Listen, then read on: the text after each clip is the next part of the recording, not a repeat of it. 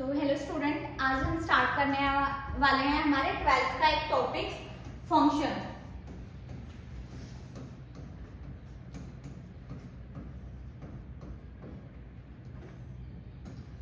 Basically सबने सुना है, हमारे घर पे भी यूज होता है कि फंक्शंस वर्ड बहुत बार सुना हुआ होता है हमें।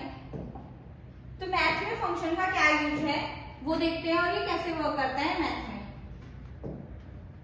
फर्स्टली फंक्शन होता क्या है, what the use of function. और तो ये फंक्शन होता है, ये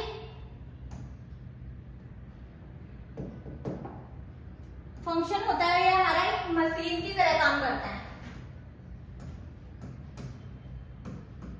मशीन बेसिकली मशीन का क्या काम होता है कि कुछ भी हम डालते हैं, जैसे हमारे घर पे बेसिकली क्या मशीन कौन सी, एक जूसर मशीन का ही एग्जांपल ले लेते हैं। जूसर मशीन क्या करती है, हम जूस बनाते हैं। जैसे हमने ऑरेंज डाला तो हमें क्या मिल रहा है, ऑरेंज का जूस मिल रहा है। मतलब हमने कुछ इनपुट डाल रहे हैं हम। जैसे यहाँ पे अगर इस क्लासरूम में देखें तो ये फैन है, ये भी एक मशीन की तरह वर्क कर रहा है कि इसका हम कुछ इनपुट दबा रहे हैं, इसका बटन ऑन करेंगे तो हमें क्या, फैन ऑन हो जाएगा, तो एक आउटपुट मिल रहा है कि हमें हवा मिलेगी। तो फंक्शन एक मशीन की तरह वर्क करता है कि जिसके अंदर हम कुछ इनपुट डाल रहे हैं और हमें क्या मिलता है, आउटपुट मिलता है। ये मशीन बोल दिया मैंने, तो इसका एक मशीन बना भी लेते हैं। मशीन बनाई मैंने, इसमें मैंने कुछ इनपुट डाला तो हमें क्या मिलेगा, अभी बोला मैंने आउटपुट मिलेगा हमें। तो बेसिकली पता चला कि हमारा फंक्शन कैसे वर्क करता है। इसके अंदर हम कुछ इनपुट डाल रहे हैं और हमें क्या मिल रहा है, आउटपुट मिल रहा है। अभी इसको रिप्रेजेंट कैसे करेंगे, अभी इसको डिफाइन करते हैं हम। Any function A to B, इसके लिए ए हमारा आता है इनपुट की टैगिंग में और बी के लिए आता है आउटपुट। अभी इसको अगर डिफाइन करें, जैसे मैंने कोई फंक्शन डिफाइन किया y equal to F X, यहां पे x क्या हो गया हमारा, इनपुट, y होता है हमारा आउटपुट, और जो f है वो फंक्शन नेम। बहुत तरह के फंक्शन अभी यूज किए हैं, लॉगरिथम, साइन फंक्शन, बहुत टाइप के फंक्शन हमने पढ़े। तो ये क्या होता है, ये f डिनोट करता है हमारा फंक्शन का नेम, और y जो मिलता है वो हमें आउटपुट मिलता है, x होता है हमारा इनपुट। अभी हम फंक्शन की डेफिनेशन देखते हैं। मैथमेटिकल डेफिनेशन क्या बोलती है हमारे फंक्शन की, it is a relation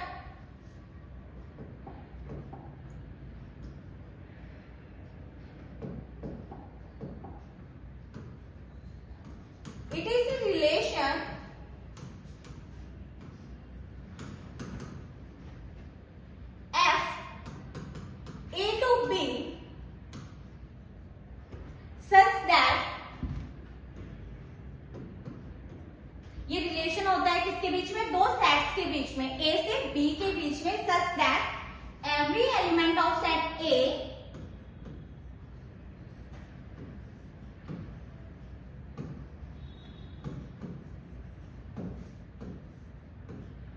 set A has mapping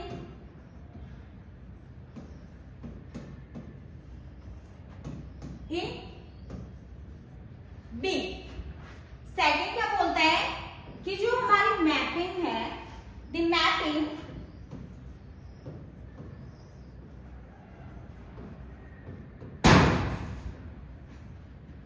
must be unique. जो यूनिक वर्ड है उसको ध्यान से देखना है यहाँ पे कि ये यूनिक ही क्यों होगा। अभी थोड़ी देर बाद पता चलेगा आपको कि ये यूनिक इतना इंपॉर्टेंट क्यों है। ठीक है, अभी इसको रिमाइंड कर रहे, तो फंक्शन कैसे वर्क कर रहा था, हमारा एक मशीन की तरह, जिसके अंदर हम कुछ इनपुट डाल रहे थे जिससे हमें कुछ आउटपुट मिल रहा था। ये डिफाइन किया हमने। अभी ये मैथमेटिकल अच्छे से एक एग्जांपल से और समझेंगे कि इसको यूज कैसे करते हैं।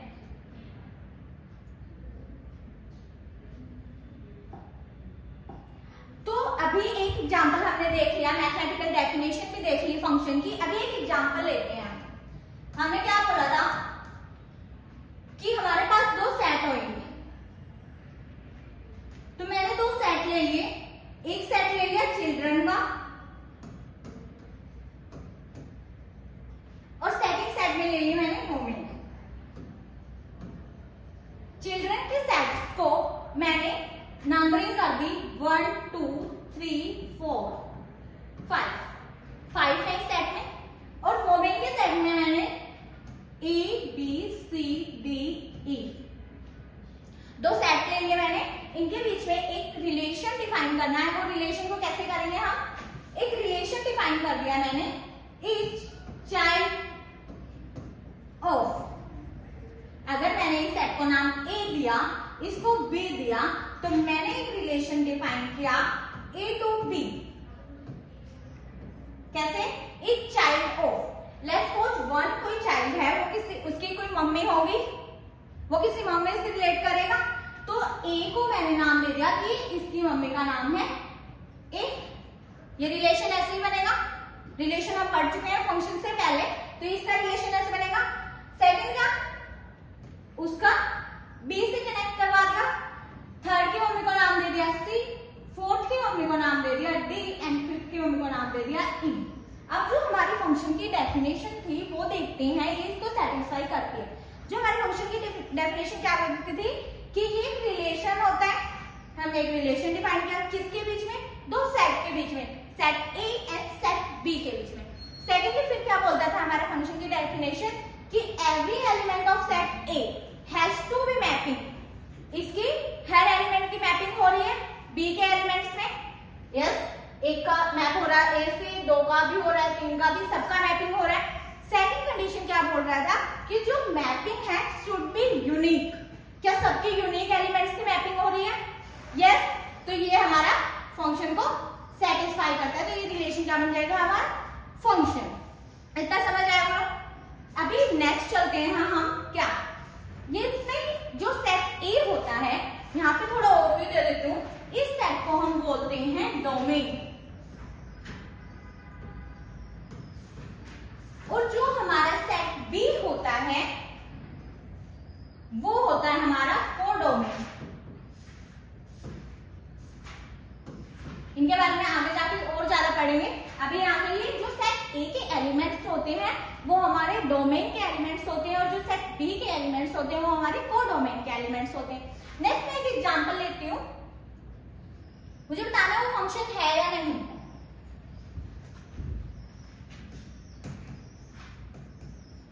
अभी एक एग्जांपल लिया A B C 1 2 3, मैंने मैप करवाया ये फंक्शन बनेगा। यस, सबकी मैपिंग हो रही है, सबका यूनिक एलिमेंट से मैप हो रहा है। सेकंड एक और लिया मैंने, ये क्या हो गया? हमारा फंक्शन है। सेकंड लिया मैंने A B C ले लिया, चलो 1 2 3। क्या ये मैपिंग, ये फंक्शन बनेगा? यस, ये भी फंक्शन बनेगा। क्यों? क्योंकि हमारी जो कंडीशन है क्या बोलती है कि A के हर एलिमेंट्स की मैपिंग होनी चाहिए। यस, और A के हर एलिमेंट्स की यूनिक मैपिंग होनी चाहिए। अगर इसको देखेंगे तो A के किसके साथ मैप हो रहा है? 1 के साथ। B किसके साथ मैप हो रहा है? 2 के साथ, एंड C भी 2 के साथ। बट C के लिए तो एक ही इमेजेस मिल रही है ना हमें, तो ये भी फंक्शन होगा। थर्ड एग्जांपल और देखते हैं हम। 1 2 3 A B C, क्या ये फंक्शन होगा? थोड़ा सोचो। नहीं। क्यों? क्योंकि ये हमारी कंडीशन को सेटिस्फाई नहीं कर रहा। यहाँ पे हमें एक की कितनी इमेजेस मिल रही है? 2। अब मैं इमेजेस वर्ड यूज कर रही हूँ, आपको लगेगा मैम ये इमेजेस क्या है, तो अभी बताती हूँ इमेजेस क्या होती हैं। जो हमारा B सेट होता है जिससे हमें मिलता है इस सेट के जो रिजल्टेंट वैल्यूज होते हैं उनको इमेज भी बोलते हैं। कोडोमेन में जो वैल्यूज मिलती हैं उनको इमेज भी बोलते हैं, और जो हमारी ये होती है प्री इमेज। जेई में कभी कभी ये वर्ड्स भी यूज कर लिए जाते हैं डोमेन और रेंज के रेदर देन इमेज और परी इमेज। इमेज ऑफ ए को क्या बोलेंगे 1, इमेज ऑफ ए क्या हो जाएगी 1 और इमेज ऑफ परी इमेज ऑफ 1 क्या हो जाएगी ए। ठीक है, ये हमारा क्या हुआ फंक्शन नहीं हुआ। अभी नेक्स्ट हम चलते हैं डोमेन एंड कोडोमेन रेंज के, कि डोमेन और रेंज क्या होते हैं हमारे किसी फंक्शन की। Domain and range of function. अभी हमने स्टार्टिंग में ही क्लास स्टार्ट हुई थी, एक पढ़ा था कि हमारा फंक्शन क्या था मशीन। ये क्या वर्क कर रहा था, कैसे वर्क कर रहा था मशीन की तरह। ठीक है, अभी बात बताओ, एक एग्जांपल दिया था मैंने जूसर मशीन, जूस डाला, ऑरेंज डाला, क्या मिला हमें ऑरेंज का जूस डाला। अभी हमारे घर में सबके घर में जूसर मशीन है। अभी मैंने बोला कि ठीक है जूस, कोई नालायक से बच्चे हैं मिलते हैं, उसको मम्मी ने बोला था जूस बना के लेके आ। हर रोज बोल रही है मम्मी काम करने के लिए कि हाँ ये करो ठीक है। एक दिन मेरे को गुस्सा आ गया कि नहीं, मैंने उसके अंदर पत्थर डाल दिया जूसर मशीन में, क्या मिलेगा मुझे जूस मिलेगा नहीं, मम्मी की चप्पले। ऐसे ही होगा क्योंकि हमारी जूसर मशीन क्या होगी काम करना बंद कर देगी। तो हमारी जूसर मशीन कैसे वर्क करती है, कुछ पर्टिकुलर चीजों के लिए वर्क करती है। मतलब जूसर मशीन किसके लिए बनी है, फ्रूट्स से जूस निकालने के लिए। तो अगर हम उसमें फ्रूट्स डालेंगे तो हमें जूस मिलेगा, अगर फ्रूट्स से बाहर की चीजें डालेंगे तो हमारा फंक्शन वर्क करना बंद कर देगा। तो हमारा मैथ का फंक्शन भी ऐसे ही वर्क करता है। अगर हम इसके जो डोमेन, जो इसकी वैल्यूज हैं, उससे बाहर की वैल्यू डालेंगे तो वो वर्क नहीं करेगा, एग्जिस्ट नहीं करेगा। तो डोमेन क्या होता है, this set of all value of x जो एक्सेप्टेबल है, जो एक्सेप्टेबल वैल्यूज हैं एक्स की, उनका सेट होगा, उसको बोलेंगे हम डोमेन। इतना समझ आया कि अगर हम अपने फंक्शन में डोमेन से बाहर की वैल्यूज पुट कर देंगे तो हमारा फंक्शन वर्क नहीं करेगा। सेकंड पॉइंट क्या होता है, रेंज क्या होती है, this set of all resulting values, जो हम अपना डाल रहे हैं, इनपुट डाल रहे हैं, ये क्या इनपुट वैल्यूज जो एक्सेप्टेबल है उनके सेट को डोमेन बोलते हैं। और जो रिजल्टिंग वैल्यू मिल रही है हमारे, all the resulting values of output called range.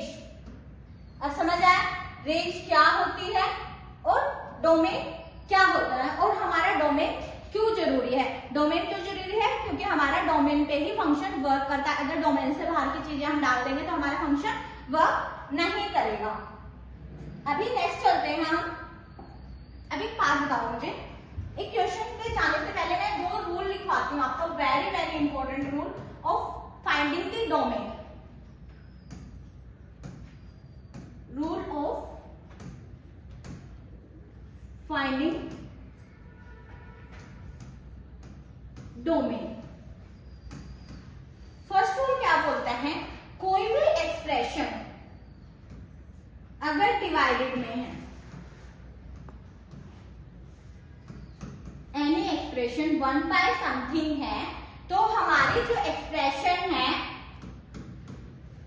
Not equal to 0 होनी चाहिए।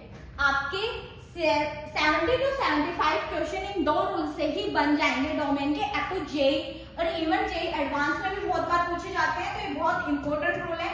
फर्स्ट कि हमारे 1 by समथिंग कोई भी एक्सप्रेशन आएगी, कोई भी फंक्शन कुछ भी आता है, तो जो हमारी नीचे वाली क्वांटिटी है वो कभी भी 0 के इक्वल नहीं होनी चाहिए। फर्स्ट। सेकंड क्या आया हमारा, अगर हमारी कोई भी एक्सप्रेशन रूट के अंदर है, रूट के अंदर कोई एक्सप्रेशन ली है हमने, तो ये क्या बोलता है कि रूट के अंदर वाली जो क्वांटिटी है वो ऑलवेज पॉजिटिव होनी चाहिए। जो हमारी एक्सप्रेशन है always greater than equal to 0। समझ आया इतना? अभी ये क्यों है? अभी हम सबने क्वाड्रेटिक पढ़ चुका है 11th में। डी क्या होता था हमारा? बी स्क्वायर माइनस 4ac, और जब रूट निकालते तो रूट डी करते थे। अगर हमारा डी की वैल्यू 20 आ जाता है तो ये -20 इट्स पॉसिबल? Not possible. अभी तक रियल वर्ल्ड पे काम कर रहे हैं हम। अभी आगे जाके थोड़े टाइम के बाद आप पढ़ोगे कि हाँ ये भी पॉसिबल हो रहा है, बट अभी तक हम रियल लाइफ में चल रहे हैं तो ये पॉसिबल नहीं था। तो ऐसे ही हमारी कोई भी एक्सप्रेशन अगर रूट के अंदर है तो इट्स ऑलवेज ग्रेटर देन 0। यहां तक समझ आया डोमेन का? अभी एक दो एग्जांपल कर लेते हैं। एक एग्जांपल करते हैं। सिंपल सा फंक्शन दिया मैंने, अगर fx is equal to 1/x। और एक और बात, अगर हमें नहीं गिवन है कुछ भी तो हमारा डोमेन ऑलवेज रियल होता है। अगर हमें गिवन नहीं है क्वेश्चन में कुछ भी तो हम अज्यूम करके चलते हैं कि हम रियल वर्ल्ड पे काम कर रहे हैं तो हमारा डोमेन रियल ही होगा। ठीक है, अभी एक फंक्शन है, find out the domain. Find out the domain कैसे करेंगे? Any idea? यस मैम, अभी बताया आपने कि अगर कोई क्वांटिटी 1/समथिंग है तो हम क्या करते हैं, कोई भी एक्सप्रेशन अगर 1/समथिंग है, जो हमारी जो नीचे वाली टर्म होती है वो नॉट इक्वल टू 0 होनी चाहिए। तो x नॉट इक्वल टू 0। तो हमारा डोमेन क्या बन गया इस फंक्शन का? डोमेन ऑफ f क्या हो गया? All the real values except 0। इतना समझ आया? अब यहाँ पे कंफ्यूज हो रहे होंगे बच्चे। अब इसमें मैं बताती हूँ, ये कर ले 3 टाइप की ब्रेस होती हैं। एक होती है हमारी ये वाली 0 से 1। अब इन तीनों में डिफरेंस क्या है? एक 0 से 1 ये होती है और एक होती है 0 1 ये वाली। अब कुछ बच्चे क्या करते हैं, आंसर जेई में आता है, जेई का क्वेश्चन है तो थोड़ा होता है, आंसर वहां पे ऐसे लिखा होता है। एक तो ये होगा, एक ऐसे लिखा होता है r-01 r-01। इनमें डिफरेंस क्या है? ये डिफरेंस आपको पता होना बहुत जरूरी है जेई के क्वेश्चनों के लिए। ये क्या बोलता है हमारा? ये होता है इंटरवल। 0 से नंबर लाइन पे जब हम इंटरवल डिफाइन करते हैं 0 से 1, जिसमें 0 और 1 पे हम इंक्लूड नहीं करते। और इसमें क्या होता है, ये हमारा इंटरवल होता है 0 से 1, जिसमें हमारा 0 और 1 इंक्लूड होता है। बट ये वाली ब्रेस क्या शो करती है? ये सेट को शो करती है, जिसमें सिर्फ 2 ही वैल्यूज हैं, एक 0 और एक 1। इतना समझ आया कि इस ब्रेस का मतलब क्या है कि हमारे डोमेन में ऑल सारी वैल्यूज आएंगी रियल की एक्सेप्ट दैट 0। तो इन ब्रेस का भी बहुत डिफरेंस है, तो इनका ध्यान रखना है आपको। That's